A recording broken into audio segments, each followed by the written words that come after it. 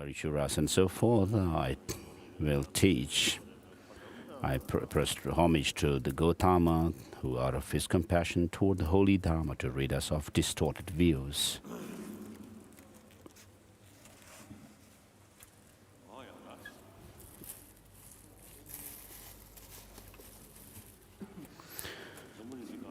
And so on this earth, all beings, sentient beings, even down to the smallest creatures, all of them want happiness and do not want suffering. There's no need to reason this out. It's something that we can see. So first I would like to say this. All other animals regarding pain and pleasure, they experience the pain and pleasure related to the sensorial experiences, sensorial perceptions. So this is very clear. Therefore, they seek pleasure related to sensorial experiences and avoid those of the negative experiences, pain. On the sensorial level, we as human beings. As human beings, we have a special brain. But this brain also was formed through evolution. Evolutionary process has taken place. About 100,000 years ago, perhaps, the cerebral, the brain part related with intelligence was smaller under the skull. But then it developed further and further, and people became, human beings have become more and more able to use our intelligence. So for human beings, of course, the sensorial experiences of pain and pleasure are important to know, but mainly those related with our mind are more serious and stronger. And perhaps for human beings, there are more. So the sensorial pain and pleasure have to do with the immediate stimuli. And there's not much thinking about future. But as human beings, because of this intelligence, we have pain and pleasure based on our future anticipation of what's going to happen to us in the future. Worrying about them. And then we can also remember past experiences, and that in turn gives pain and pleasure. So I usually say this. The material development, external developments, are or mostly they give satisfaction on a sensorial level, and together with it, they also give rise to some degree of pain and pleasure in the mind. Around 200 years ago, science developed.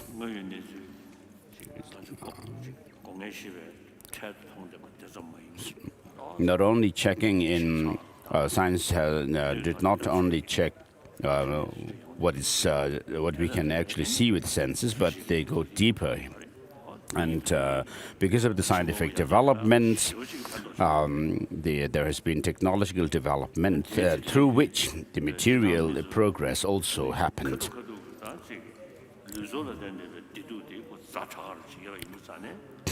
And so people, because they find the sensorial experiences of pain and pleasure seem to be more urgent, and therefore people's focus shifted to overcoming the physical pains and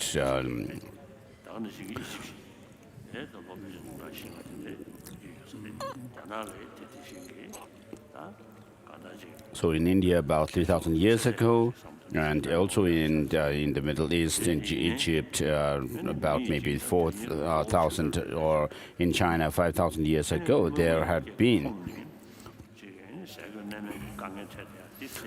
So in order to overcome our shortcomings in the material things, then people began to focus more on developing on the material things. And in the past, the monasteries, everywhere in the different cultures, there was focus on studying religion and trying to give people satisfaction based on religion. But the modern education system is mostly focused on material development and not on the inner spiritual qualities, which was left to the religious groups or institutions. And in the later part of the 20th century, now we are in the 21st century, from our own experience, where the countries and places where there is more of a material affluence and development, where people have focused more on that, there is less of mental peace of mind. And so if your mind is disturbed, not at peace, at ease, then that in turn it disturbs our elements, the physical, bodily elements, and therefore there's all kinds of sickness and so forth. Therefore, today people are taking as interest in the inner world of mind. So to give peace of mind is something that relates to all 7 billion people. And therefore, if you have to base on on religions, then there are many different types of religions, and there's always a complication and problem. And amongst the 7 billion people, 1 billion or more are without any belief, religious belief. And they are also human beings like us, not wanting suffering but wanting happiness. And they also have the same kind of experience of pain and pleasure due to the unruly mind. And therefore, we are looking for developing the inner peace through education, and there's no other way than choosing education as the means to give peace of mind. We as Buddhists make prayers for all sentient beings. We say, may all sentient beings have happiness and causes of happiness and so forth. So for other sentient beings like animals and so forth, and then beings that may be in other galaxies or other world systems, we cannot do much. And as I said yesterday also, for the animals, that's not much we can do. And as the animals are overcome with stupidity and benightedness, and so we have to seek the means through secular ethics, which actually came to or developed in India around 3,000 years ago. So my Indian friends have told me that around that time there was some philosophical thought school called Charvaka, or hedonists. And so the rest of the philosophical systems, the religious systems or spiritual systems of India criticized that system of the Charvakas. Well, while criticizing the system, they also respected the Tangsong, the sages.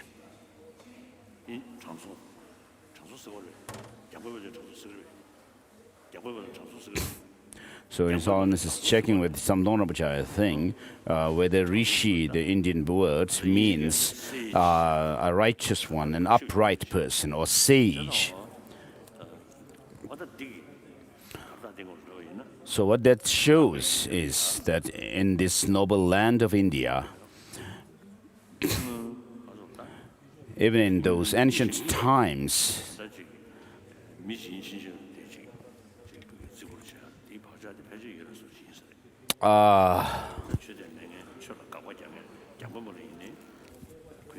so there is a system, or there is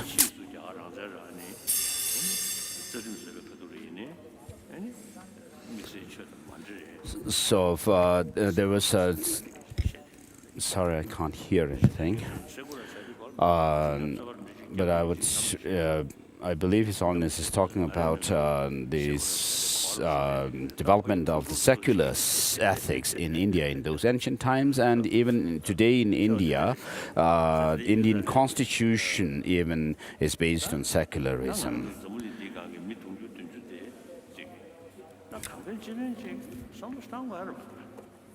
So we need to think about, so if we really mean by what we pray, which is the praying for all sentient beings, we need to really consider the happiness of these beings.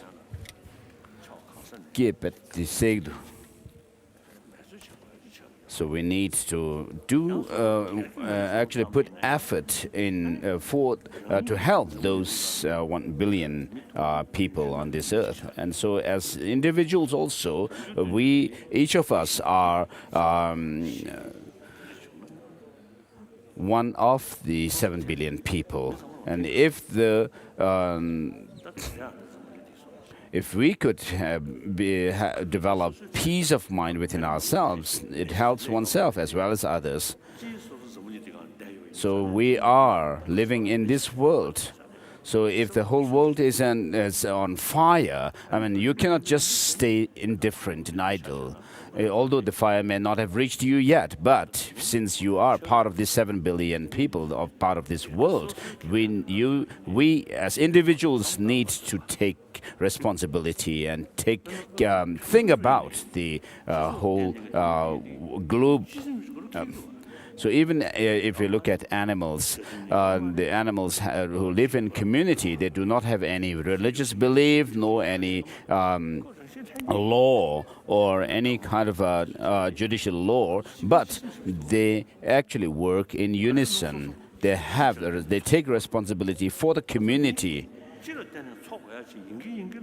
So because they need to survive, for their survival, they need to live together, help each one another. And therefore, as human beings, we must work together and work for humanity as a whole. So if we don't do that, it's quite a shame. And so, with regard to these secular ethics, even if the Buddha were to appear today, he would actually teach this, talk about it. So the Buddha's unique teaching is the selflessness, anatma principle, no soul theory. But when the Buddha taught his disciples, he also taught at some point to certain disciples, as if when he gave teachings, he taught them as if there is some kind of a self which is separate from the body. And so if he were to appear today amongst us, he would definitely speak about secular ethics.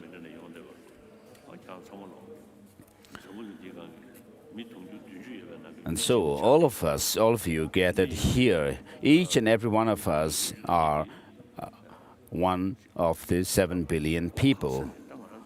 And therefore, from our own side as individuals, we could perhaps spread the message to 10 people. Those 10 people could in turn spread the message to 10 each, and that makes 100, and those 100 can multiply to 1,000, and then 10,000, and 100,000, and so forth. So, as Dharma friends, those of us gathered here, we should do whatever we could, however small it may be, big or small. We should work for communities' peace of mind, to be at ease, and to practice non-violence and not harming anybody. So, regarding religion, religious faith is also because we do not want suffering and we want happiness, and so forth. When people met with or faced difficulties, then they found that they were not able to help themselves. Then they put their hope in something called God or some higher being. And so when someone is really depressed, and then if you say, there is always a hope that you can put some hope in, that will help that person. And so all of us as humans do not want suffering and want happiness. And so the teaching of the Buddha is also meant for accomplishing happiness and overcoming suffering. So the one difference that I see is most of the religious traditions, religions on this earth, talk about all this path, this life, especially the theistic religions, those who believe in Creator, God, do not believe in past life or future life. This very life was created by the God, the Creator, and that God is seen as someone of infinite love and compassion. And so when you understand that idea of the infinity of love in regarding God, then it really helps one. And then there are other religions which do teach about past and future lives.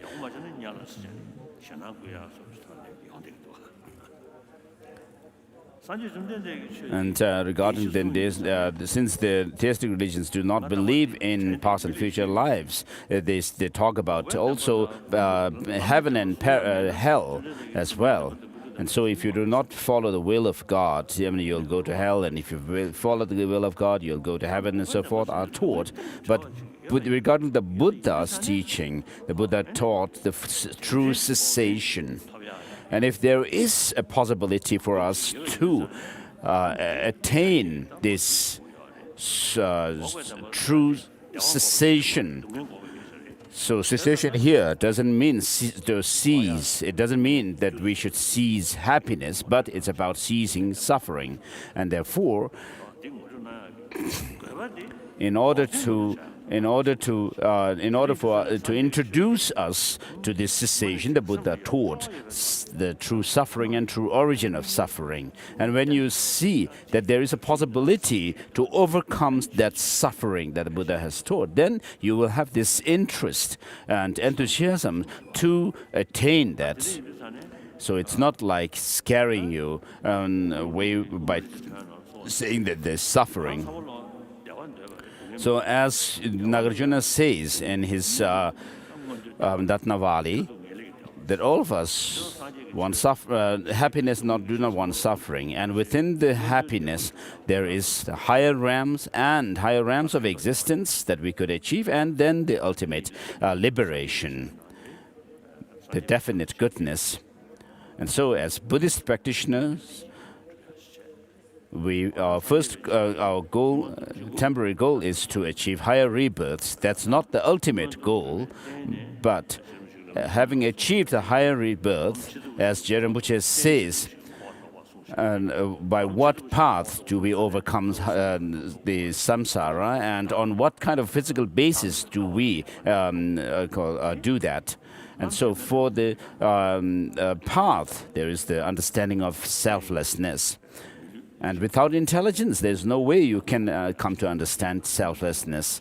And therefore, you will need this intelligence that is used to understand and gain insight into and experience selflessness. And so, there is also the path that leads us to the higher rebirth. So we should not only talk about the future higher rebirths, but even in this life, if we could actually use it in a proper way so that it is made meaningful, that also serves purpose.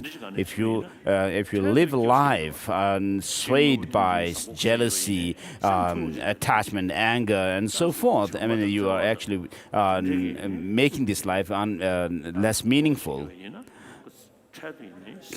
Whereas if you have love and compassion, at the immediate level, you will have happiness. And when you think about the whole world, if you have this altruistic attitude, then it is helpful, beneficial to oneself and others.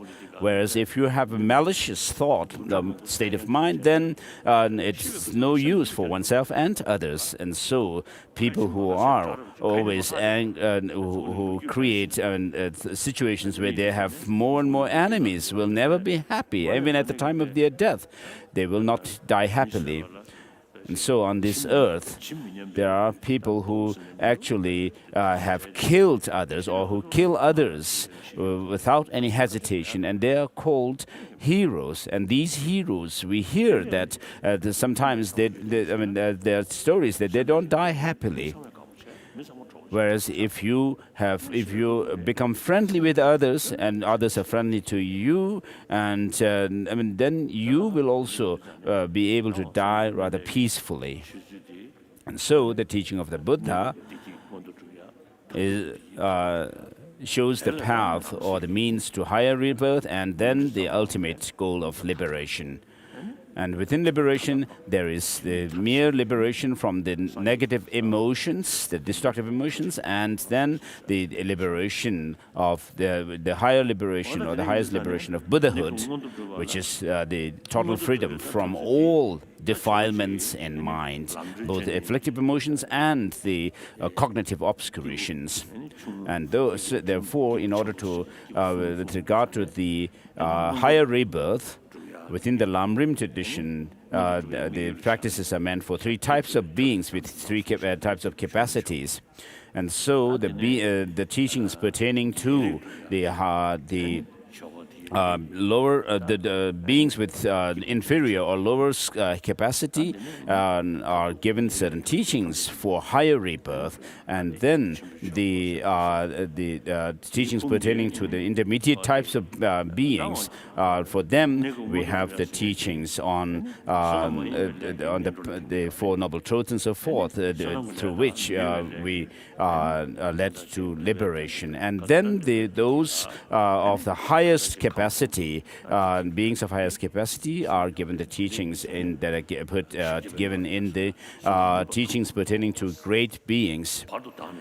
And therefore, in terms of the sequence of the practice, the 400 verses of Aryadeva says that first avert the non-meritorious actions, in the middle overcome self-grasping, and then in the end destroy all objectification. And so the beings of lower capacity, for them, their goal, temporary goal, is higher rebirth. And for that, there is the practice of avoiding the 10 non-virtuous actions. And in order to do that, we need to overcome the attachment or preoccupation with the pleasures of this life and the pleasures of the next life.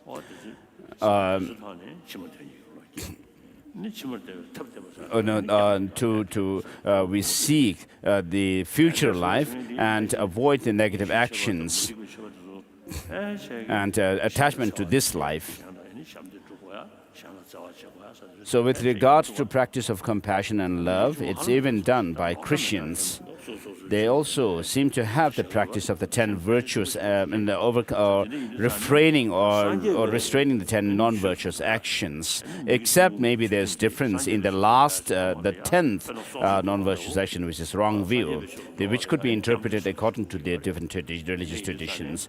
And so, for the teaching of the Buddha to become teaching of the Buddha itself, then you take refuge in the three jewels. And so here now we are at, so out of many different commentaries to the Lam Rim, the short and the great treatise by Tsongkhapa, we are now we are going to go through the remaining part of all the Lam Rim texts, most of which have been covered in the last 3 years. And so we are now going through Shamar Lam Rim, Stages of the Path by Shamar Rinpoche.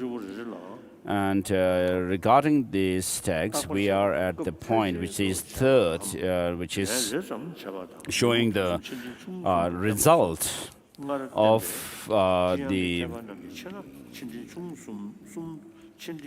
practice of 10 virtuous or non-virtuous actions. And so with regard to the, there are 3 parts to this. First is the result, which is the ripened effect.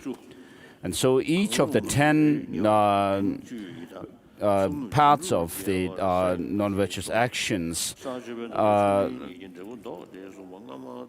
regarding them, as it was explained earlier regarding the difference in the gravity of the negative actions and so forth, each of these 10 virtuous and non-virtuous actions could also be divided into big, medium, or small.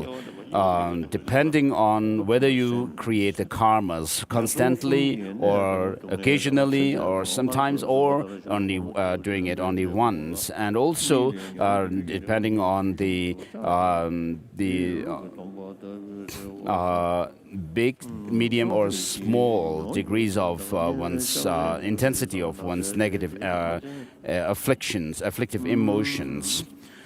And so each of the 10 non-virtuous actions can be divided into big, small, medium, or small. And with regard to killing, for example, so killing and so forth, which are big, these 10 non-virtuous actions, for example, so they could lead one to each of them, or any of them can lead to us to hell realm. And then the medium called intensity, or the range of the negative actions, could lead us to hungry ghost, and then the small ones would lead us to be born as animals.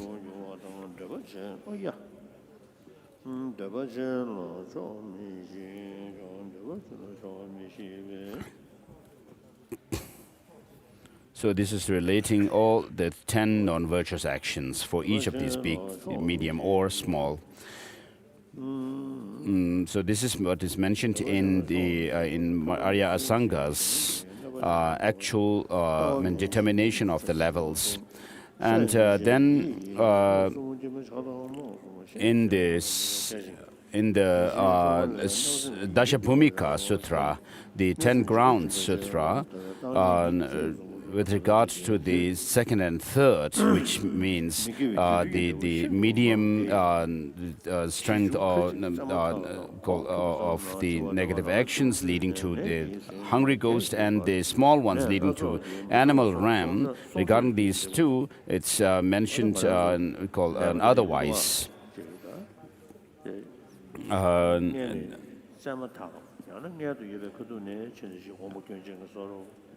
These are switched around, and so sometimes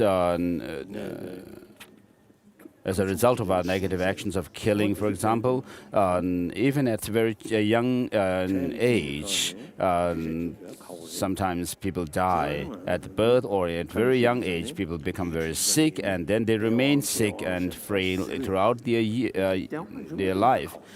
Sometimes we use the term, oh, that's a luck or by chance, but that's not possible.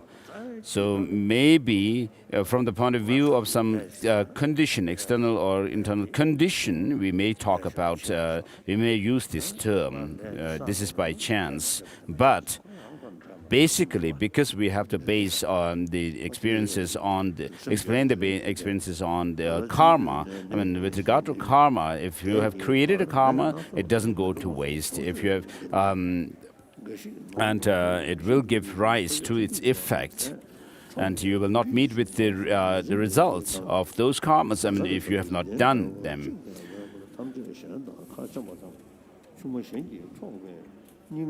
So this text goes through the different, and then the second point that is touched is the result, which is resembling the cause.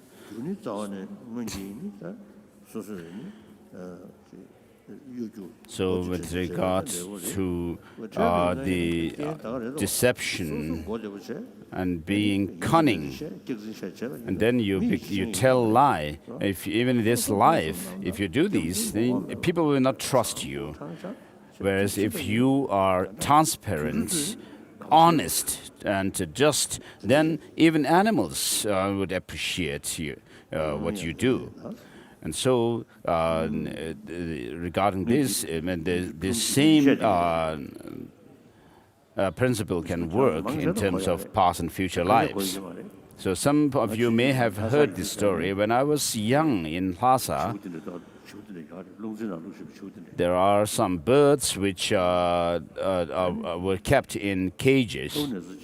And there was, I had a parrot. So it bites others, like sweepers and so forth. When they insert their finger into the cage, the parrot would bite them, and they would bleed very easily. And so my teacher for writing calligraphy, and so he was also one of those, one of the party members who, one of the members of the search party who came to my native place. So he was known as Nakchu Kempo, who taught me the calligraphy, handwriting. And so he would bring nuts regularly, and then when he used to give those them to the parrot.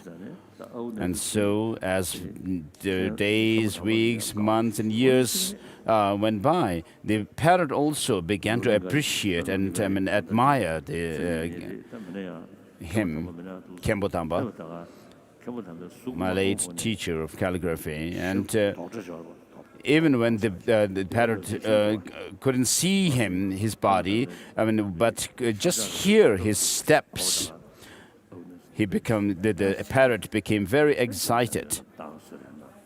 And then my teacher would offer him nuts, and then he would put his hand inside the cage and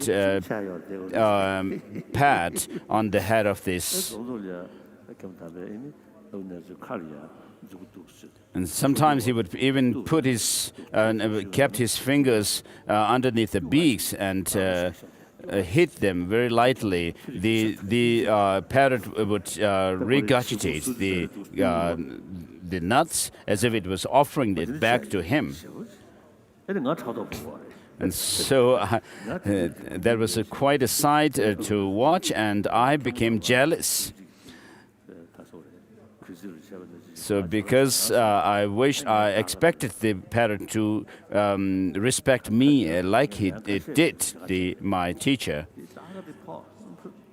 And so when I offered nuts, it would just take away the nuts from me, pick it from my hands, and just go to the other end of the other side of the cage. And there was no response like it did to my teacher.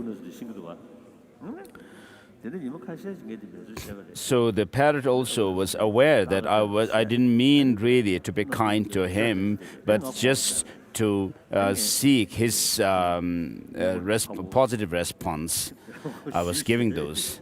And then, because he didn't respond to what I expected him to do, I one day hit the parrot with a stick. And since then, when I went towards the cage, it would make noise as if indicating that that person who hit me, who was hurting me, who hurt me, was coming. And so even animals, if you treat them kindly, with sincere heart, then they would also become close to you. If you don't show love and kindness, but be hypocrite with deception and so forth, this will not happen.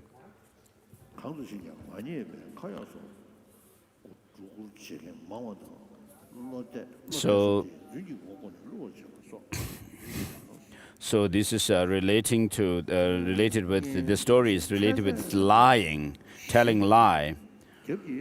And so if you tell lie as a result of it, being the result, which is similar to inexperience to the cause, this is what is being mentioned here.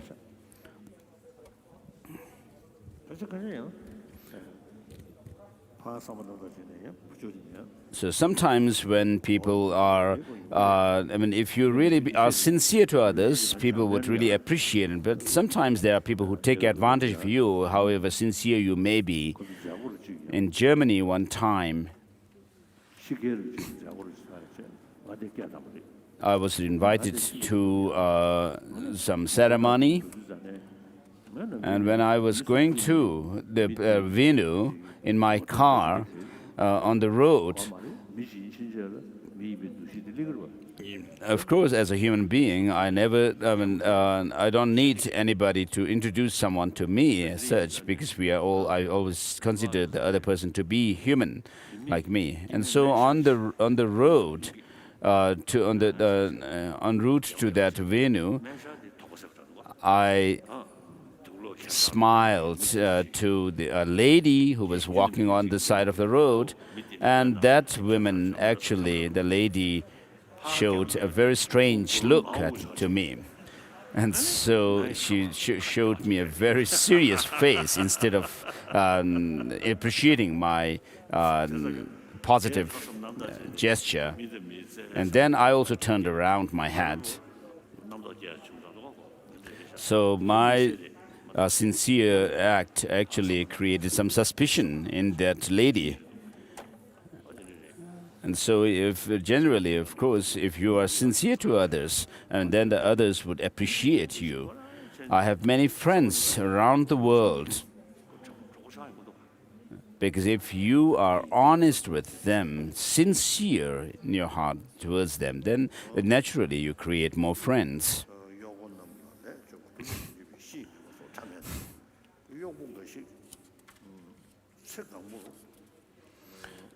So sometimes some servants of masters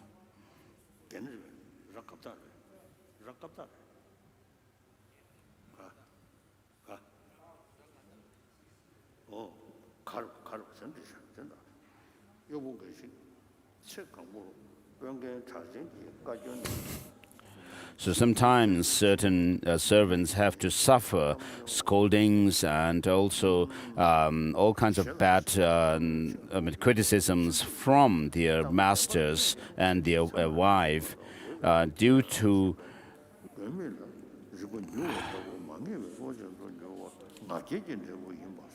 due to this device, the idle talk.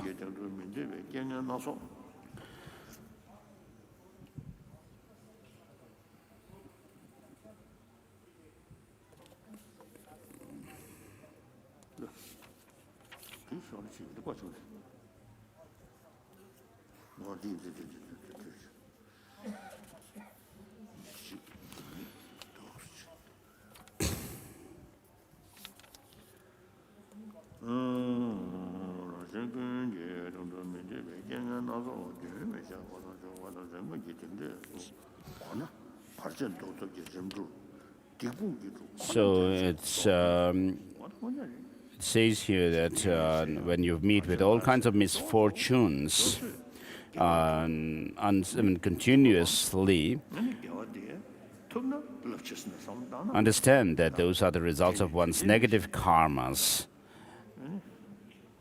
And in order to overcome the obstacles to your Dharma practice and so forth, as a prayer, what one should do is avoid negative actions and cultivate the virtue.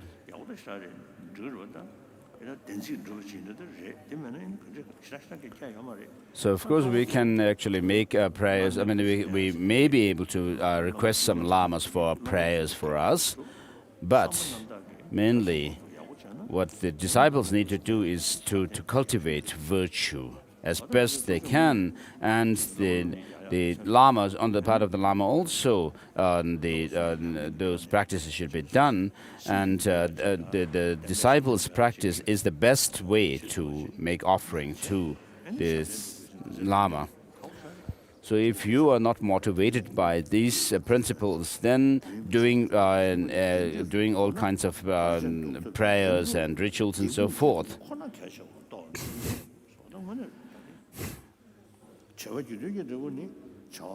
so from this we can understand that the avoiding negative actions and cultivating positive ones is the only way to to serve or do any kind of rituals and prayers to avert any obstacles. And then with regard to the result, which is similar in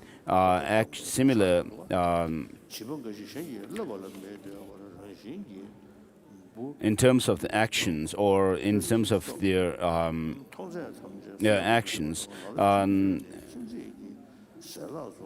So it says that the more you are familiar and acquainted with certain thing, the more you have this enthusiasm to engage in them. And similarly, because of killing, what happens is you may be born in lower realms of existence and later come out of it and be born as a human being.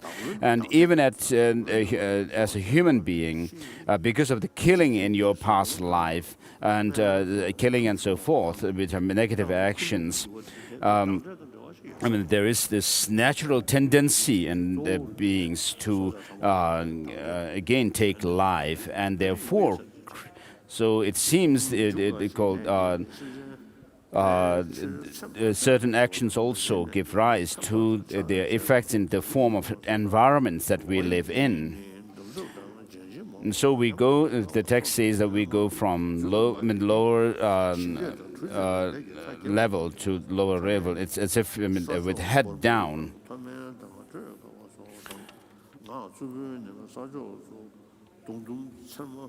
And so that will lead us to lower realms.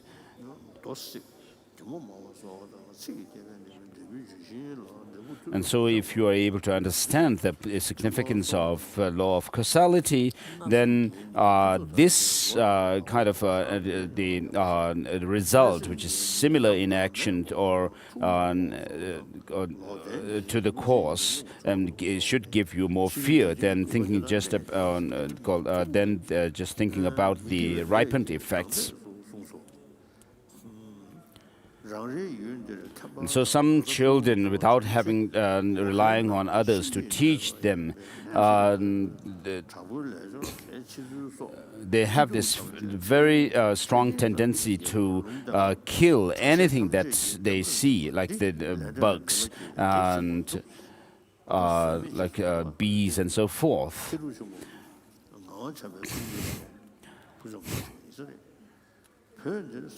And some are actually always very attentive in stealing others' food, remaining or leftover foods and so forth. And some are very called prone to telling lie to others. And so these show how these people are acquainted with these tendencies in their past life. And it's easy to understand that.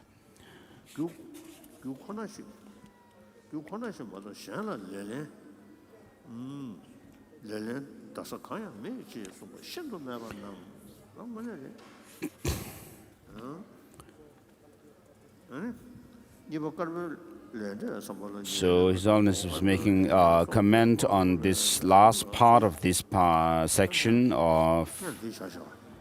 which says this is very true.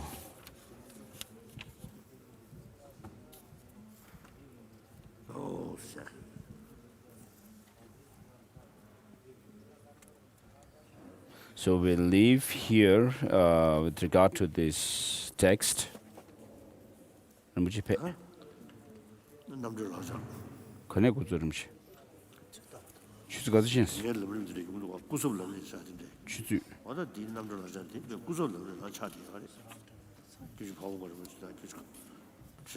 So sometimes there is a term Kutsap Lam Rim, which means substitute or representative Lam Rim, representative of. So this the liberation in the palm of your hand is really like a representative of Pabongka Rinpoche and Gyabche Tijang Rinpoche. Day 12. We are on page. It should be page 352. So Gyabche Pabongka Rinpoche gave a short talk to set our motivations, quoting from the works of great Dharmaraja Tsongkhapa. The optimum human birth is difficult to acquire or obtain. This life does not last long. Familiarize the mind with this and turn away from life's trivia. Then after restating the foregoing headings, he reviewed the material on the sufferings of lower realms, part of the section on the thinking about what sort of happiness suffering you will have in your rebirth, next rebirth, in either of the two types of migrations. Such things lead you to want to extract the essence from your opportune life.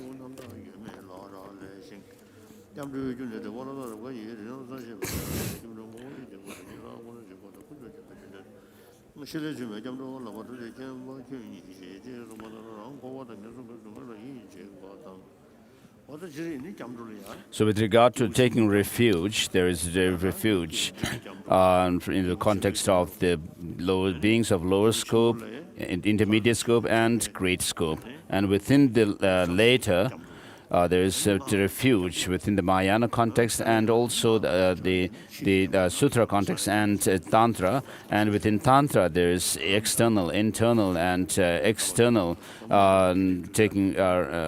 principles of taking refuge. So, in other words, all the methods of our happiness, ultimate and the temporary, seem to come to be encompassed by the practice of taking refuge.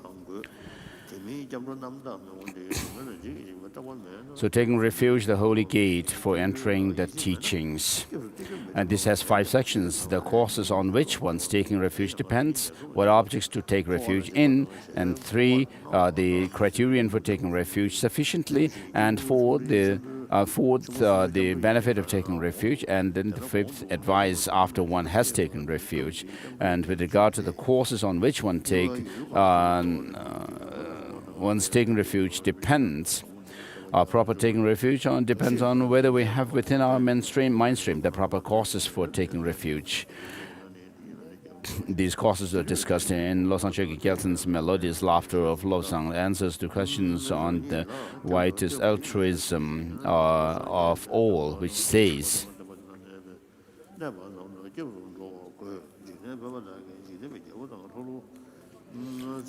it's questions from the pure heart or something like that. The true nature of taking refuge because one is not afraid and because one knows the three jewels are able to protect. This is what you meant, Omniscient One. In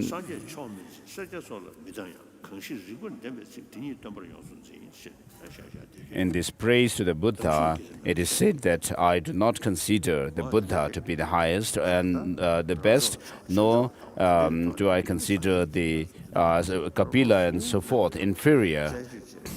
Nor do I hate this Kapila and so forth, but whoever's teaching is reason-based, and I salute them. And so, with regards to taking refuge, Buddha in the 70 verses on taking refuge, Buddha Dharma, by Chandrakirti, it says Buddha Dharma and Sangha are the objects of refuge for those desiring liberation.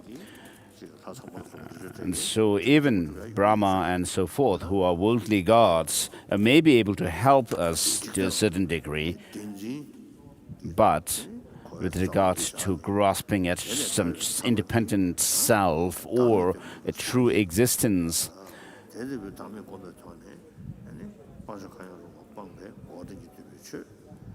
the Buddha showed the means to overcoming that, and therefore he becomes the teacher, and then the path, which is the which comprises the true path and true cessation, becomes the Dharma, and then the Dharma is embodied in those who embody the Dharma is the Sangha. And so these are the three objects of refuge for us. And so this Holiness is on page 354 or 55.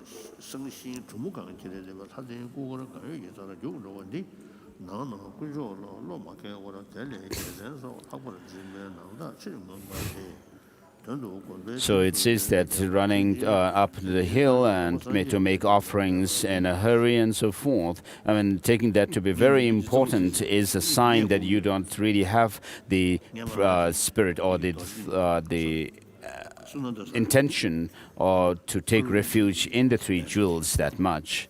So when I once went to Kalu Rinpoche's monastery in Salugara, and then the late Bogar Rinpoche also was there. And Kalu Rinpoche, of course, had passed away a long time before him. And so there was an abbot in Kalu Rinpoche's monastery. So when I visited the temple, inside the temple there was, and in a very low voice he said that on the other side is our protector room. So as I usually say that, of course, in the main assembly hall we have the Buddha statue. Buddha Shakyamuni is our sole refuge, protector, and he is the one from whom we should seek what we desire. And then this is considered rather less important, but the people who take care of the monasteries, the temple shrines, they consider the Gwenkang, the protector room, to be more important, and they also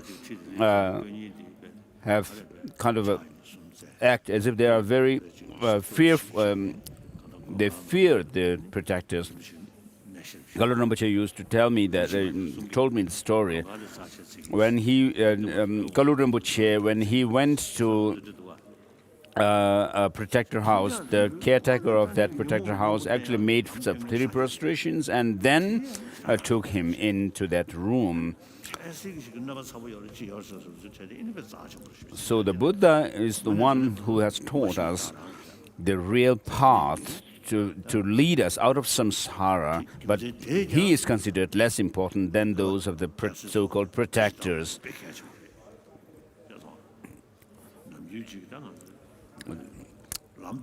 who help avert some obstacles and so forth.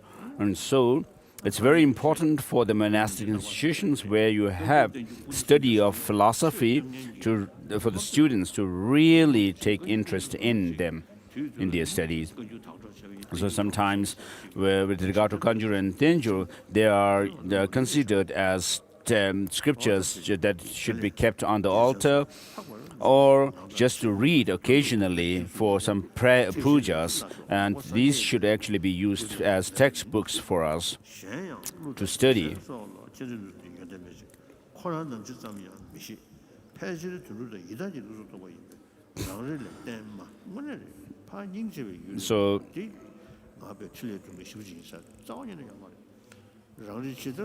So Nagas and so forth on page 355 on the new edition, the revised edition.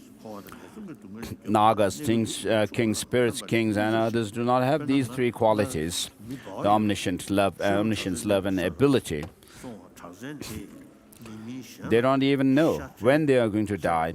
Normally, they are categorized as animals and hungry ghosts, and their rebirths are inferior to ours. No matter how badly off we are still humans. What plan could be worse than it's to seek refuge in them? Forget about protecting us from samsara and suffering of lower realms, or even giving us little temporary help. They may do us great harm instead. So here's a story to illustrate this. A man with a goiter once went to a place haunted by flesh-eating rock spirits. A tax in flesh that these rock spirits paid to other creatures was due. So the spirits removed the man's goiter. Another man with a goiter heard of this and went to them and took refuge in them, hoping for the same result. But the spirits did not destroy his goiter, they made it larger. Similarly, worldly gods and evil spirits are sometimes helpful, sometimes harmful. They can never be trusted. Non-Buddhists make Brahma, Indra, Shiva, Rudra, Ganesha, and so forth their refuge. This is an improvement on the above. Yet these gods are still not liberated from samsara and the lower realms, so they cannot protect other beings. But Buddha, the teacher of Buddhists, is not like these. Praise to the praiseworthy says, "You proclaimed, I am friend to you who are without protection. Your great compassion embraces all beings. Teacher, you have great compassion. You have love."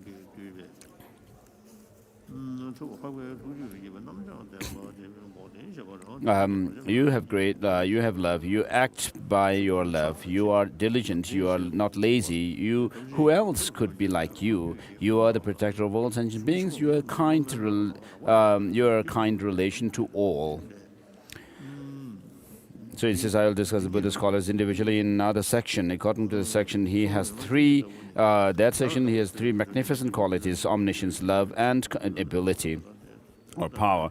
Not only do spirit kings and so forth not have even put a portion of these good qualities, but also the sum of the good qualities of worldly refuges.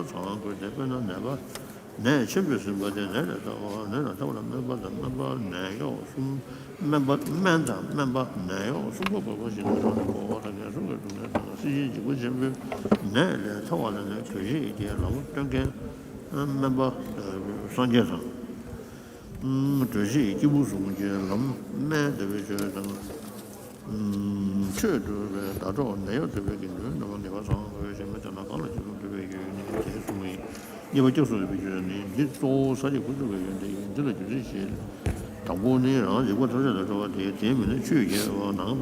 reading from page number 357. The second para, the reasons why they are fitting objects of refuge. The main reasons are the good qualities of the jewel of Buddha. There are 4 reasons for this. The first reason, Buddha has freed himself from all dangers. People drowning or trapped in quicksand cannot rescue each other. If the Buddhas, the guides in whom we take refuge, had not freed themselves from all dangers, they could not free others. Buddha, our teacher, is liberated from all dangers. Devadatta once wanted to murder the Buddha and used a mechanical device to hurl rocks at him, yet he could not harm him.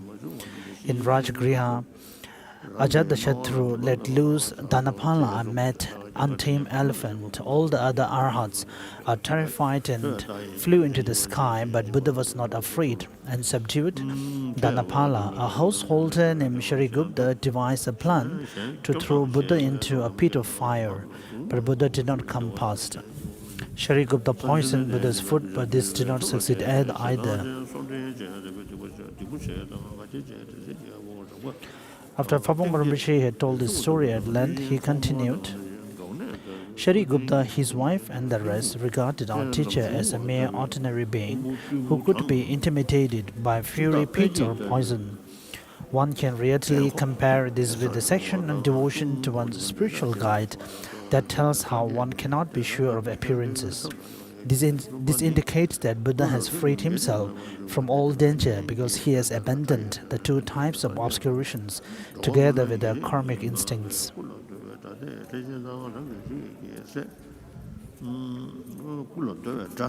The second reason, he is skilled in the means to free others from danger. If he were freed from all personal danger but not skilled enough to know how to protect others, he would be as unable to protect others as a mother with amputated arms is to save her drowning child.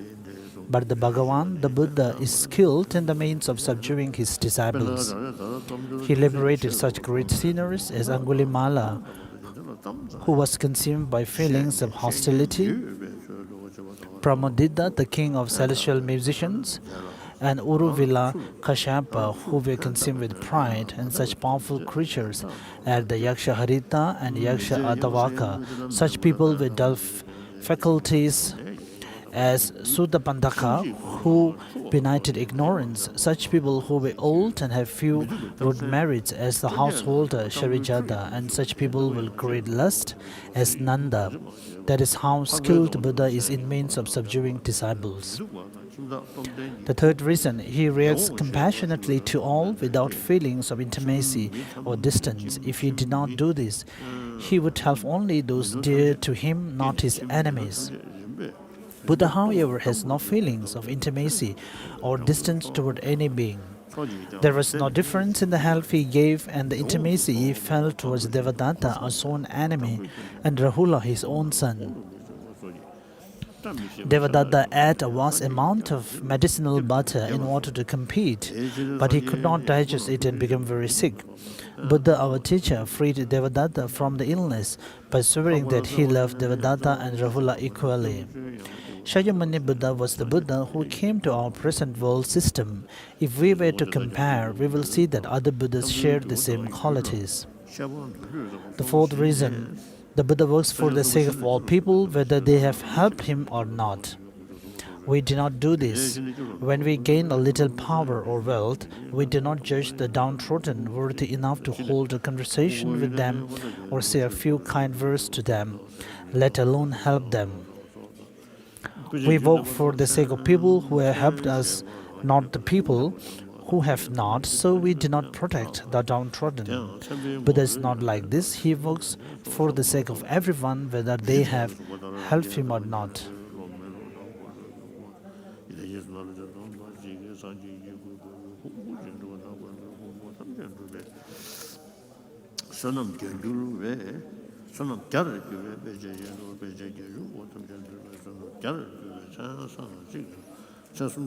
Reading from page number 359.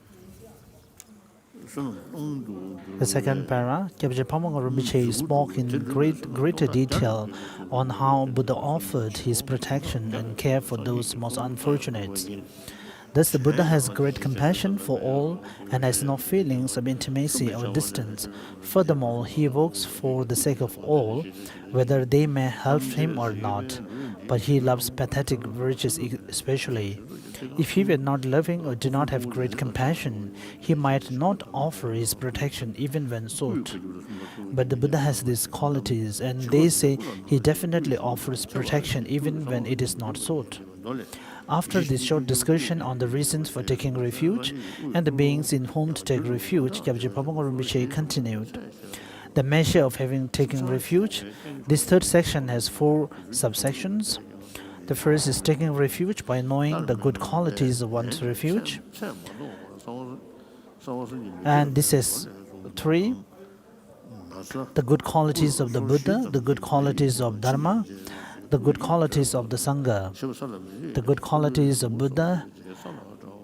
Buddha has 4 types of good qualities. The good qualities of his body, his speech, his mind, and his good works. The ornament in realization says his hand and feet are marked by wheels, his tortoise feet. In other words, his body is adorned by 32 signs.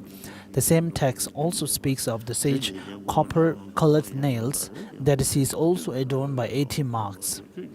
The signs signify that he is the mind stream of a great personage. The marks indicate the sort of qualities he has inside.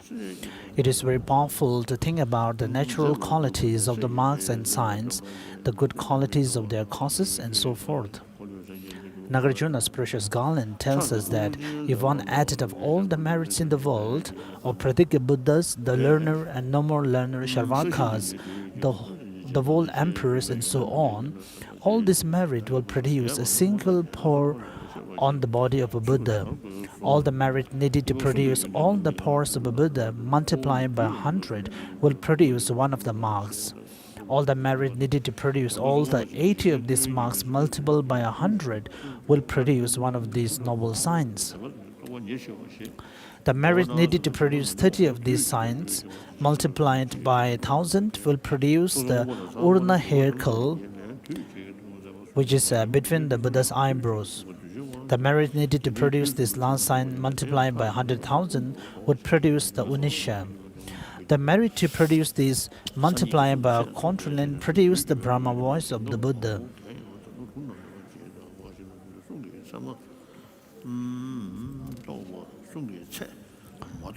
On page number 362, the good qualities of his speech. His speech has 60 nonsense, one tantra says of his fundamental characteristics. Though he may say only one thing, it appears individually to the multitude. Sankhapa, the embodiment of Manjushri, said in these verses on the true one. Should all the sentient beings of the world ask him at once to resolve their doubts, he will in front of each, simultaneously with corresponding bodies and voices in an array, perform the deed of resolving their misconceptions. This means that if various beings ask the Tathagata different questions simultaneously, he would, with one utterance, simultaneously answer all the questions in each being's language and at the level of each one's faculties. Buddha taught the 3 versions of the perfection of Wisdom Sutra, the long, medium, and brief simultaneously. These 3 versions came about because of the extensive, medium, and narrow faculties of the disciple.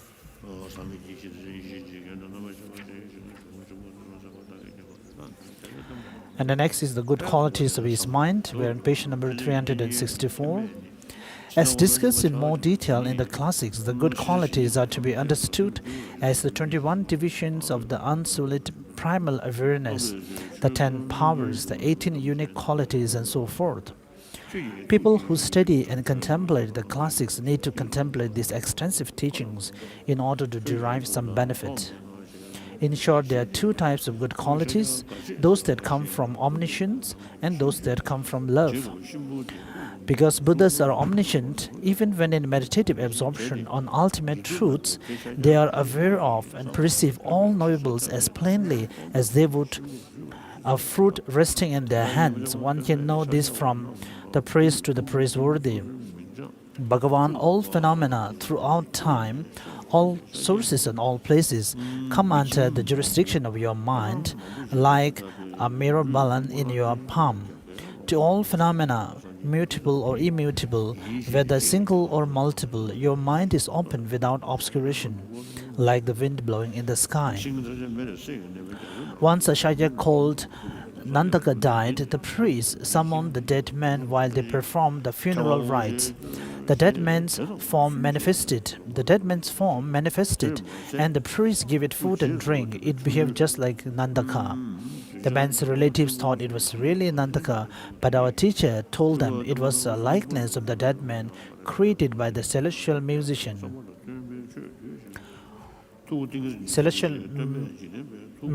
Vijpaka, the Yaksha, Parayana, Sannakama, and so forth. But the relatives did not believe the Buddha, so our teacher invited each of the Shakyas to bring a small packet of grain. Each was to put his household's own identifying mark on his pocket. So many Shakyas offer packets of grain that they would have loaded from an elephant. Buddha identified each one saying, "This is so and so's," without making a single mistake. This caused everyone to believe.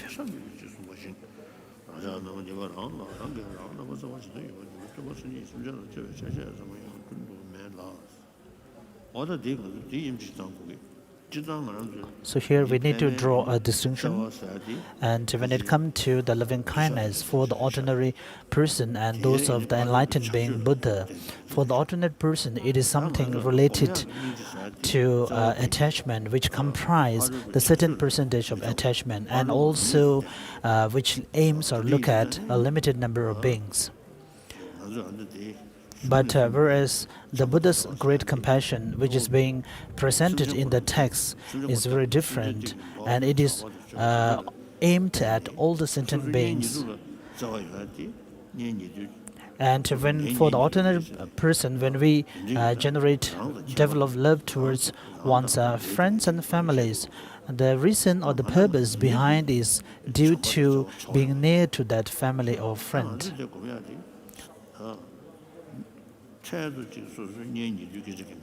And here, when we meditate on the loving kindness and the great compassion, it is not about whether the person is your family or friend, or whether it is your enemy or so on.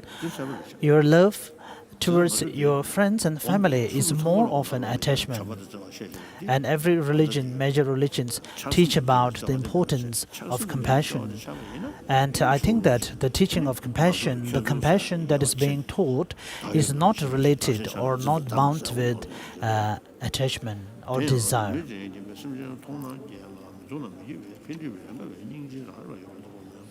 When page number 366, the good qualities of its good works, sublime continuum of the great vehicle says, like Indra, the drum clouds Brahma, the sun a precious gem, Tathagatas are like echoes, like space, like the earth. Your contemplations should follow the teaching of this text on these 9 similes. The reflection of Indra appears without any dependence on the affect or conceptualization on the libis-lazuli surface. When the lesser gods see the reflection, they think, "I shall act so as to obtain the same." They will then amass the causes to gain the state of Indra, the lord of the gods. Likewise, when we see the body of Buddha adorned with the marks and signs, we think of gaining such a state and attempt to accumulate the causes for this to happen. These are the good works of the Buddha's body. In the realm of the 33 gods is a great drum named Vega-dharin, produced from the god's merit. Without need of a player, the drum emits sounds that teach the 4 seals of the Dharma. These sounds stimulate the gods to seek liberation. Buddhas, similarly, without the effort associated with motivation, make their speech extend to all beings, leading them to high rebirth or definite excellence. The good work of enlightened speech is its ability to teach Dharma to suitable fortunate beings. Rain falls from the cloud and the crop grow. and the crops grow, the good works of the enlightened mind are similarly their ability to make the crop of virtue grow in the mind stream of disciples. The miraculous body is revealed in order to subdue sentient beings. The good work of enlightened speech is teaching Dharma. Buddhas perform the good work of enlightened mind in dependence upon undiluted concentration. I think this is to wake you up if someone is sleeping.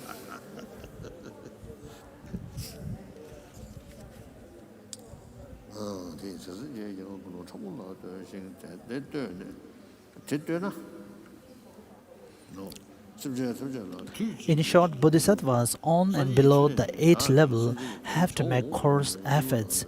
The bodhisattvas above this level have to make the subtle motivation. Because of this, their good works do not extend to all sentient beings simultaneously.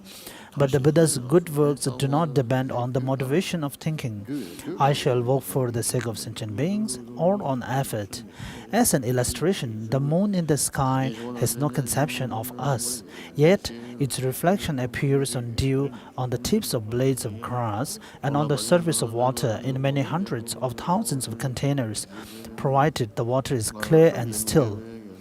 The Buddha's good works take effect spontaneously and effortlessly in the mind streams of disciples when the time is right for them to be tamed. In fact, the cause of the phrase Buddha's good works itself is the primal wisdom truth body acting as an environmental condition. These thus arisen are taken to be one with the Buddha's perfectly pure good qualities. Next is the good qualities of the Dharma. If you have studied the classics, think of the Dharma as the way in which obscurations are abundant as a function of, say, the uninterrupted paths during the path of seeing. We're reading from page number 368. If you do not understand this, think as follows. From where did the Buddhas, who were supposed to have these above-mentioned inconceivable qualities, arise? They arose and will arise in dependence on the realized Dharma, that is, the path of cessation and the like, and on the transmitted Dharma. Think that the Dharma has the quality of producing these Buddhas. One can generally take the jewel of Dharma to be the 10 levels, the 5 paths, and so on. In other words, the truth of cessation and the uninterrupted paths within the paths of seeing and meditation.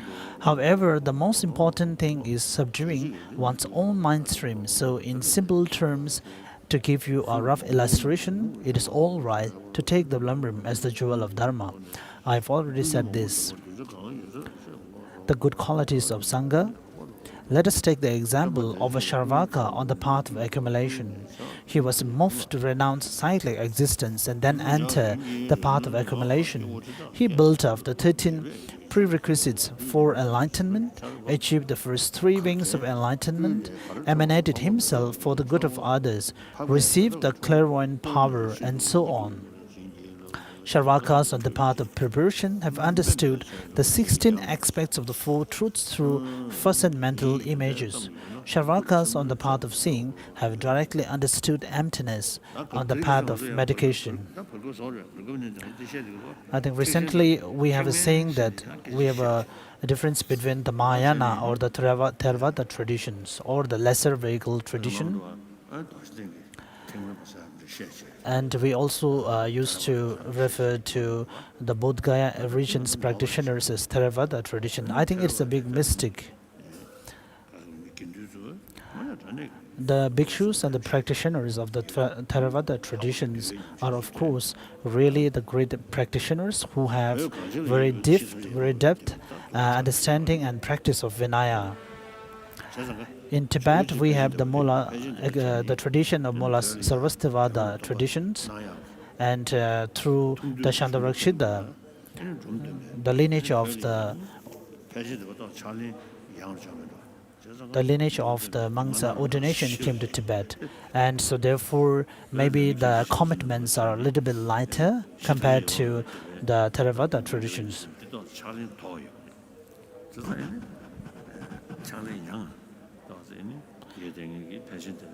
the Theravada tradition actually have a lesser, little bit lighter commitments compared to the Mula Sarvastivada tradition. So therefore, in Tibet, when the Adisha gave the the ordination process in Tibet, he wants to make sure that the monks in Tibet follow the tighter commitment. So therefore, Mula Sarvastivada traditions came to Tibet. And the Mula Sarvastivada tradition has the Pradimoksha Sutra in Sanskrit, and we have 253 commitments and precepts. And for the Theravada tradition, it is around 220 something. Therefore, I have done some research with respect to the 4 debates and the 13 remainders and so on. And the third one division is 30 same. But when it comes to the negative, which is the 5th division, has about 180. And I've seen in China the tradition, some have some different counting of the precepts. So the foundation is same for all the traditions. The first, the Lord Buddha himself became an ordained monk, living away his family well-beings and family wealth, and then he established and paid great importance to the promotion of Vinaya tradition. And as we say that wherever the place where there is the practice of the Vinaya traditions, which is called the 3 principal practices, and Buddha himself has asserted that he felt very comfortable and settled wherever there is the practice of 3 principal Vinaya practices. And the countries like Sri Lanka, Burma, Thailand, and Cambodia, their practice in terms of Vinaya commitments are very good. I think a few years back in Australia,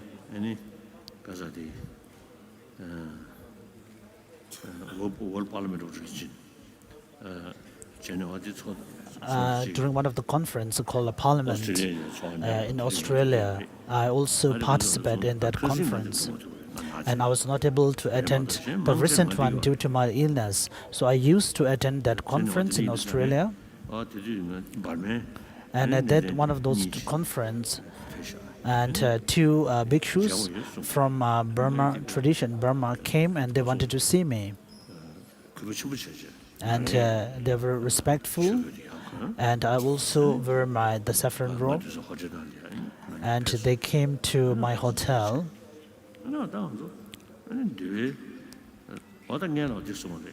And initially, he said that he is very pleased to see me, and we're all the same follower of the Buddha. And there are some varieties, some differences. And immediately I felt a suspicion in my mind that, of course, in Tibet, the traditions, there are many people saying that the Buddhism in Tibet is actually Lamaism. And it seems those who have the title of Lama or Tulku or the Yogi, and so and so, and when the Tulkus, so they dissolved, and also when they get married, people even have a good perception of them, and they say it is the noble deeds of the masters and Tulkus. So this thought appeared to my mind. And I told them, of course, there are differences, but there is a common ground for all of us, which will bring us all together, which is the Vinaya commitments. And in terms of the 253 precepts and commitments found in the Pradimoksha Sutra, and I explained about that, and they feel very pleased. And they asked me whether in Tibet, do you really have those practices of Vinaya commitments and precepts? And I told them, of course, we do have, and they're very pleased. And all the Bodhisattva's vows or the Tantra vows ultimately are based on the Pradimoksha vows, which I explained to them.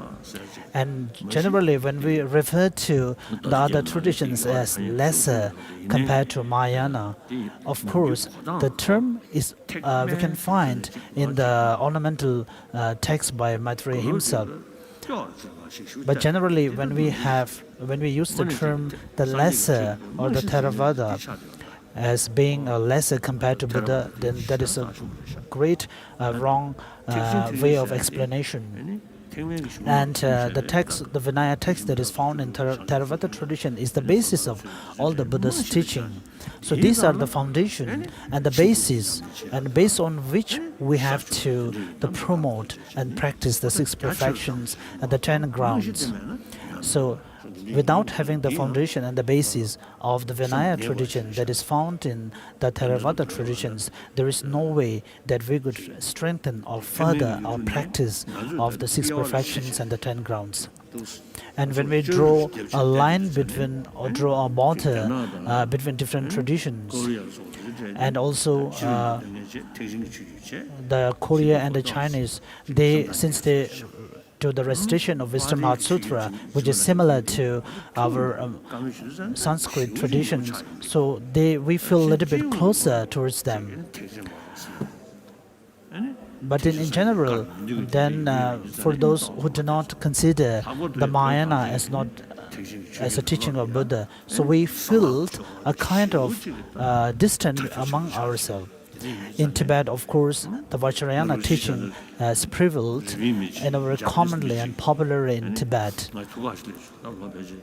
I think about 10 years before, someone came to see me, and he said that he went to Tibet and see a monastery called Gyaltsen Bengal. Of course, he saw the statues of the Buddhas, and really he was fascinated.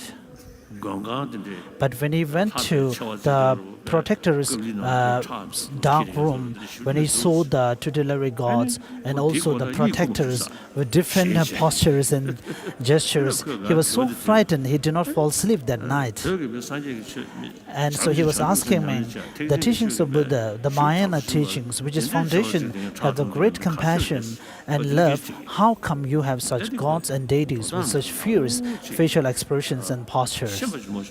So therefore, it is very important to have a general understanding of this, the reasons behind that. If we do not have the basis of such a good understanding, then there is a great risk and possibility to generate wrong views towards those traditions. So therefore, I think that that is the reason why for over the years we ourselves stay quite distant from other traditions, which is a big mistake.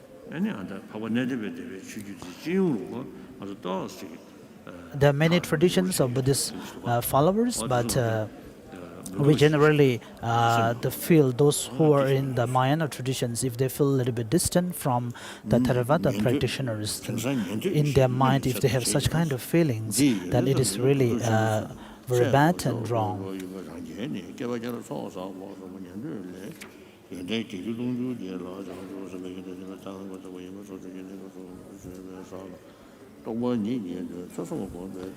We will read from page number 370, taking refuge by knowing the differences between the 3 jewels. There are 6 types of differences. The difference between the characteristics of the 3 jewels as follows. Buddhas have the characteristic of complete enlightenment. They starkly and unobstructively perceive the mode of existence of all phenomena, no matter what. One suspects the syllable Jang in Jangchup, the Tibetan word for enlightenment, has the conventional meaning of to train, achieve the most fully developed realization. The Dharma has the characteristic of being the result of a Buddha's coming.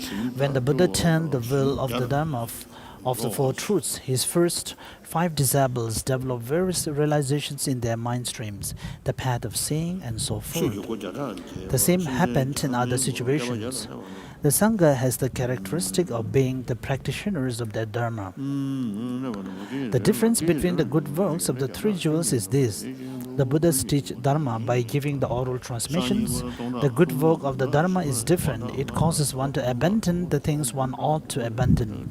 The Sangha practice the Dharma, and when they gain Dharma's results, others see this and engage in these practices.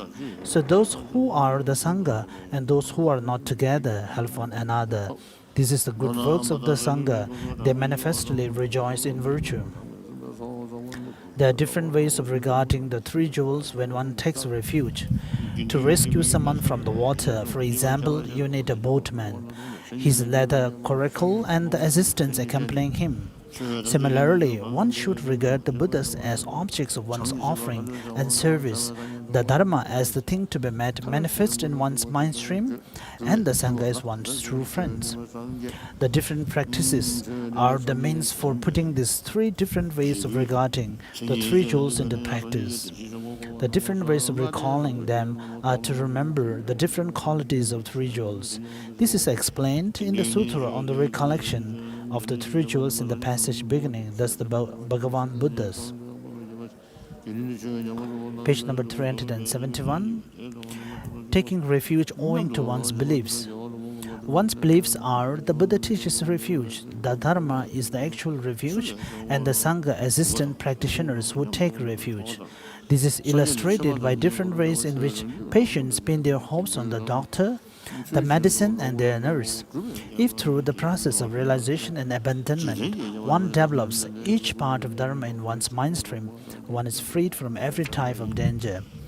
Dharma is therefore the true refuge. Taking refuge and not asserting another refuge. In ancient India, Acharya Upasiddhaswamin and his brother were at first both non-Buddhists. The two went to Himalayas to make offerings to Shiva, but they saw the great god Shiva taking refuge in Buddha, so they became Buddhists and great acharyas in the Mahayana. They composed the supreme praise, which tells about the great qualities of Buddha. As this work says, we have taken refuge in our teacher and our disciples of his teachings. We have taken this refuge for good and cannot exchange it for some other refuge. The dharmas of Bonpos, Trikas, and so forth are non-Buddhist and should not be taken as our refuge. There is a difference in superiority between Buddhist and non-Buddhist teachers, their teachings, and other disciples. As the supreme praise says, I have abandoned the other teachers and take refuge in you, O Bhagavan. Why did I do this? Because you have no faults and have good qualities. The more I consider the Tirthika commentaries, the more my mind grows faithful to you, my protector, and praise to the praiseworthy says the same. What should one enter and what should one forsake? What is diluted and what is more purified? So when it comes to the Bon tradition, before the Buddhism came to Tibet, we used to practice the Bon religion, and it is the tradition of Tibet even before the Buddhists came to Tibet. It is an indigenous tradition found in Tibet. I do not have the detailed understanding with respect to the Bon traditions. Of course, every place will have their own religion or practice, and these small traditions, actually the first is more about praying praying for the deities and protectors. Then later, during the King Songtsen Gampo, and after the King Songtsen Gampo, we can see some critics against the King Songtsen Gampo's writing. We can find in the Bonpo text. And later, the greater scholars from Bonpo traditions, of course, they also study the Buddhist texts. And nowadays we can find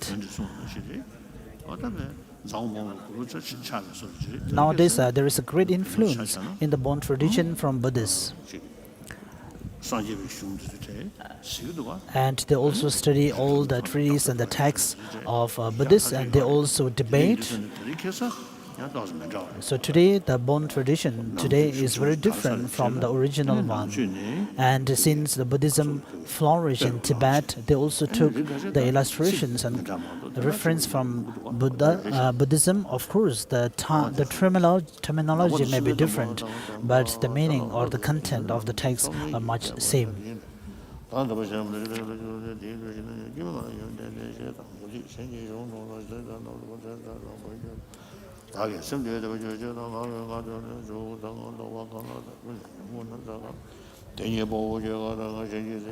Reading from page number 372, the second last para. Some people say, we like Buddhists, we like Bon, but there is no reason why the Bon teachers, their Dharma or their adherents should be worthy enough to be refugees. The three do not have all the required qualities. Their teachers do not have the required qualities, that is, having abandoned all faults and so forth. Their Dharma is not even a means of reducing delusions. They claim their Sangha is based on the Pratimoksha vow, but their vows do not have the lineage. Bon is not a refuge for Buddhists. It is not worthy of being a refuge. All the same, Buddhists and Bombos say things to each other out of attachment or hostility, and this heartily makes for honest debate. It is vital that you should know the sources of Bon religion. They are discussed in authentic histories in the writings of past scholars. You must know these things from such books as the Crystal Mirror and Eloquence. In Bon traditions, when they do the ordination process, first they have to generate the awakening mind. And also they seem to have the lineage of the Bhikshuni vows. And I think we need to do a lot of research with respect to that. You must know these things from such books as The Crystal Mirror on Eloquence by Tuken Dhammavajra. This discusses what the various teachers assert and the sources of all their tenets.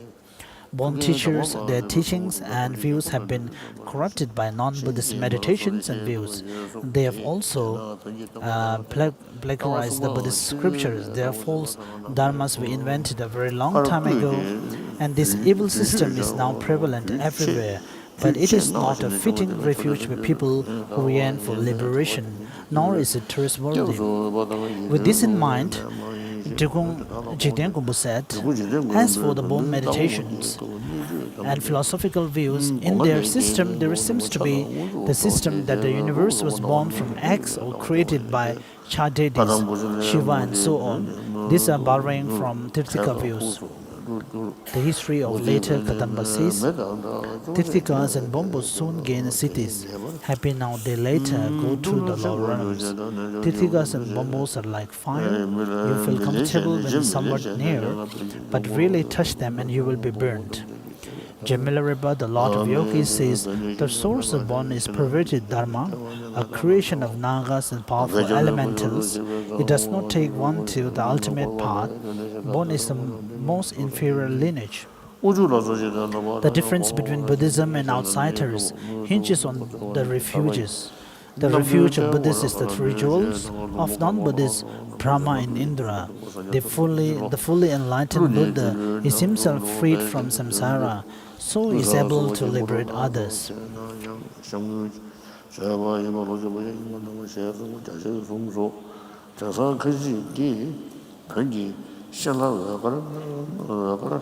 Reading from page number 374, Captain Papakurumbiche discussed this at length. These days, some people say that Bon gods Sharap and Vega are one with the Buddhist deity Avalokiteshvara. They claim in order that all sentient beings be disciples of Buddhas, many emanations of Buddhas and Bodhisattvas have appeared among the ranks of the Bombos. So following the Bon system not only does no harm, but it can only be a good quality. This makes such high-flown claims out of their great blindness, for their mind streams have been affected by evil instincts formed from perverted views. If what they say were so, then it would follow that imitating the actions of dogs and pigs does no harm. It can only be a good quality, because it is possible that emanations of Buddhas and Bodhisattvas have appeared among the animals. People who want the best should completely abandon such nauseating and evil systems, as they will discard the stones they use to wipe their asses. The only refuge for Buddhists is the three jewels. Buddhists should take refuge purely, and it is vital that they surrender themselves to their refuge.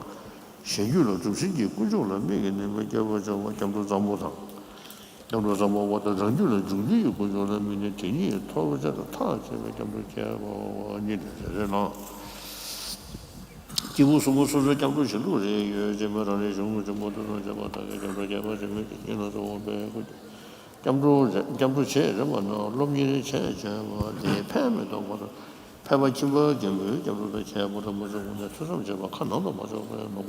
are two different ways of taking refuge, merely seeking protection and regarding the three jewels as something that others have achieved in their mind stream, and the special form of refuge, regarding the three jewels as something that can be developed in one's own mind stream, and then deciding that one will achieve this.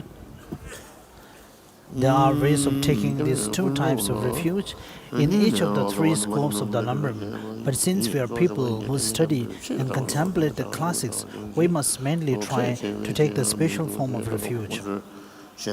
However, doing a lot of study may not be much help when it comes down to taking refuge if our taking refuge turns out no different from that of an old, unexceptional layperson, because our study and contemplation has never turned inward.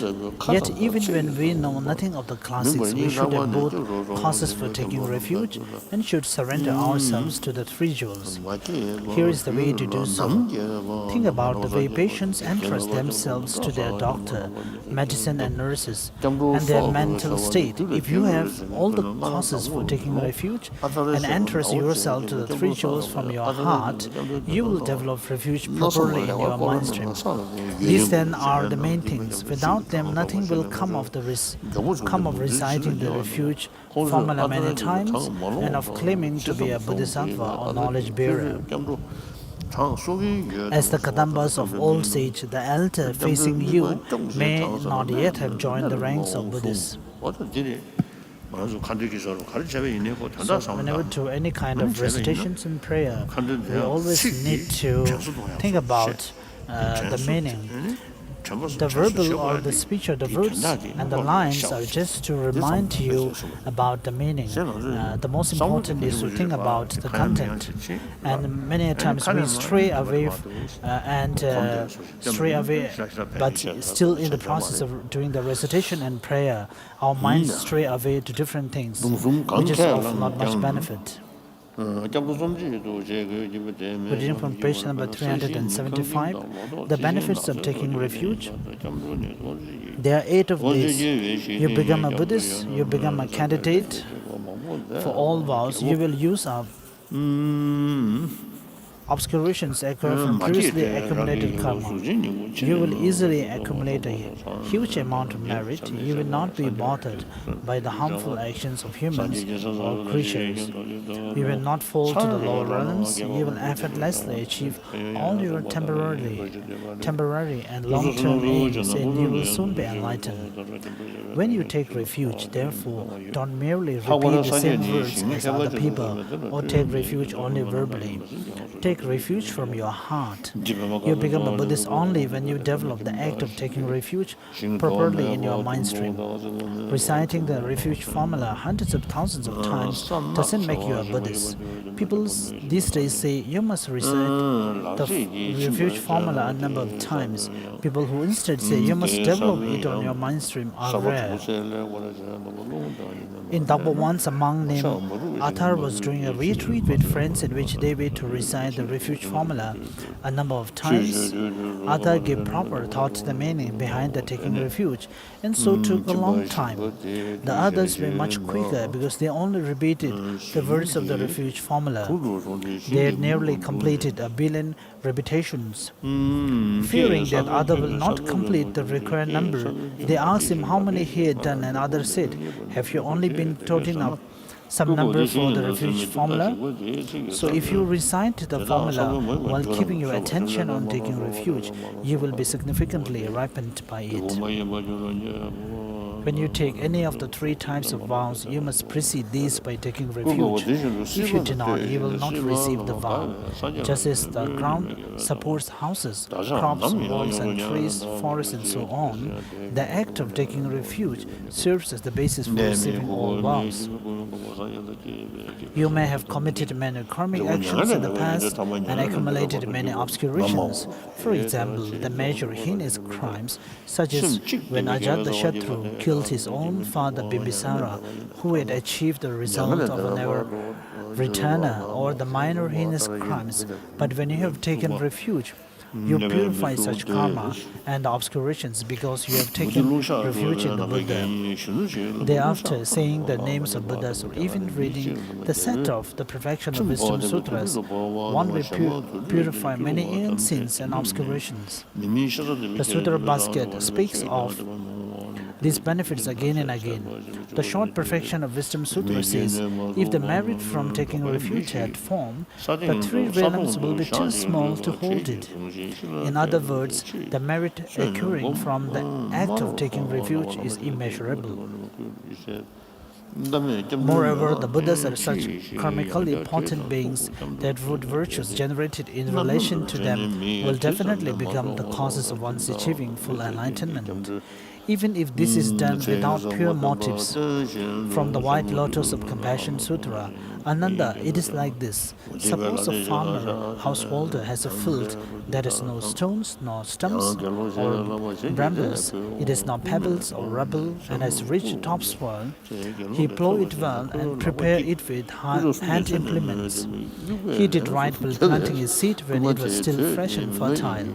The sun and wind have not been harmful, the seed has not been cracked open, or nor has it been rotted. The seed was planted at the right time in the furrow of the field. Sometimes it was watered, sometimes left dry and safeguarded against everything. Ananda, this householder, at some other time goes to the field, stands on the edge of it and says, O seeds, be seeds no longer. O seeds, do not sprout, do not grow. I do not want the fruit. I do not want the rewards. Ananda, what do you think? Would those seeds no longer be seeds because of those words? No, Bhagavan, he replied, no, Sugata. The Buddha said, would the fruit no longer become fruit? Would he reap no rewards? No, Bhagavan, he replied, no, Sugata. Then the Buddha said, Ananda, when people who praise samsaric existence, who rejoice in samsaric existence, make offering to the Buddhas, even though they may say, by these root virtues may we never go to nirvana, it is quite impossible that they will never go to nirvana. Ananda, these root virtues generated in relation to the Buddhas will result in nirvana. Although they do not want it, I tell you, these virtues will be transforming until their eventual nirvana. Therefore, whenever one develops root virtues by having a single thought about the Bhagavan Buddha, the fruit of all such fruits will be nirvana. I tell you, these root virtues will be transforming until one's eventual nirvana.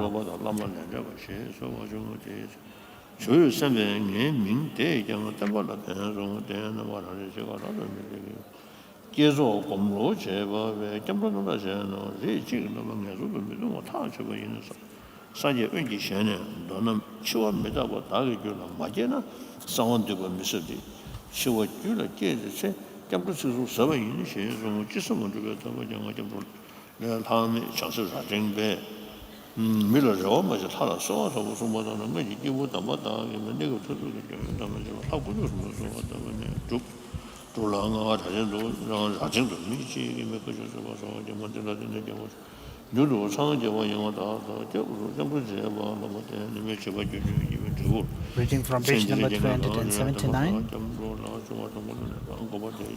The second para. The King of Single-Pointed Concentration Sutra says, also construct images of victors and recall Shakyamuni, whose primal wisdom is immeasurable. If one grows accustomed to always remembering him, one's thoughts quite automatically turn to him. With cleansed body, speech and mind, always sing praises to the Buddhas. Accustom your mind frame to thoughts like this, and you will see the world's protector day and night. If you are ever ill or unhappy, or meet with misery at your death, your recollection of the Buddha will not decline. Feelings of misery will never take this from you. Not only this, but we will also gain optimum human rebirths in all our lives. We will meet with a refuge, and we will never be separated from people who take refuge. And when we train in the ultimate path, we will achieve the three jewels in our own mind stream. Thus, we will soon be enlightened. Advice of the one is taking refuge. This has two parts. Advice concerning each of the three jewels in turn. Advice concerning all three in common. This is two subheadings: advice on what not to do and advice on what to do. The first one is, once you have taken refuge in the Buddha, you should not do things like seeking refuge in worldly gods. There are even now some monks who, if driven to desperation, when things go wrong, all grovel abjectly before the idols of worldly gods. They are a disgrace to Dharma practitioners. As I have already told you, by taking only two refuges, you cast yourself out of the ranks of Buddhists, because you destroy the refuge vows in your mind stream. All the same, it is all right to offer ritual cakes, perform smoke purification, make burned offerings to God, Naga, spirit kings, and so forth. If you merely invoke their help in Dhamma matter, however, you must not take refuge in them. It's like giving someone a bribe and asking them to help you. You don't have to take refuge in them. Reading from page number 381, advice on what to do. Respecting all Buddha's images, even those poorly crafted. Because you have taken refuge in Buddha, then as Nagarjuna's letter tells us, no matter how a Sugata's image is constructed, even of wood, the wise make offerings. In other words, Buddha's image may, for example, be badly made or of poor materials, or those may be many fragments of Buddha images in wayside shrine, but you must still have the attitude that those images are real Buddhas. We have greater faith in images made of brass, gold, or Indian bronze. We put such images in the middle of temples. We have little faith in images made of clay and the like, or in damaged ones, we put them by boundary fences and later take them to some wayside shrine. But the lamas of the past said that carrying such images out of one's house is like carrying one's merit outside. Also, it is a sign that your faith and respect for three jewels is rotten to the core. If you take the brocade border of painting and store the center canvas rolling up when they get old. Respecting even a single letter as if it were the real jewel of Dharma. Since you have taken refuge in the Dharma, you should respect even a single letter and, for example, and if it were the real jewel of Dharma, it is highly damaging if you do not do this. You will be thick and stupid and so on, in rebirth after rebirth. Reading from page number 382. Second para, respecting pieces from Sangha members' clothes or even maroon color rags fallen on the ground as you would the people who wore them. Because you have taken refuge in the Sangha, you should show the same respect as you did Geshe Temple Rinpoche and Mahayogi, as did by them. They would not step over a yellow rag even if it were lying on the pit path. They would shake it out and carry it to a clean place. You should pay as much respect to the pieces from Sangha's members' clothes or even to maroon or yellow color rags fallen on the ground as you would to the people who wore them. The 10 wheels of Kisagarbha Sutra says, even the remains of a Tsambaka flower is still much better than other flowers. A monk's ethics may have declined and he may be a sinner, but he is still superior to all the Tirthikas. Reading from page number 383, advice concerning all three jewels in common. There are 6 pieces of advice. You should repeatedly take refuge, recalling the good qualities of the three jewels. As I have already said, recall the difference between Buddhist and non-Buddhist teachers and between the teaching. So we will stop here. We stopped on page number 384.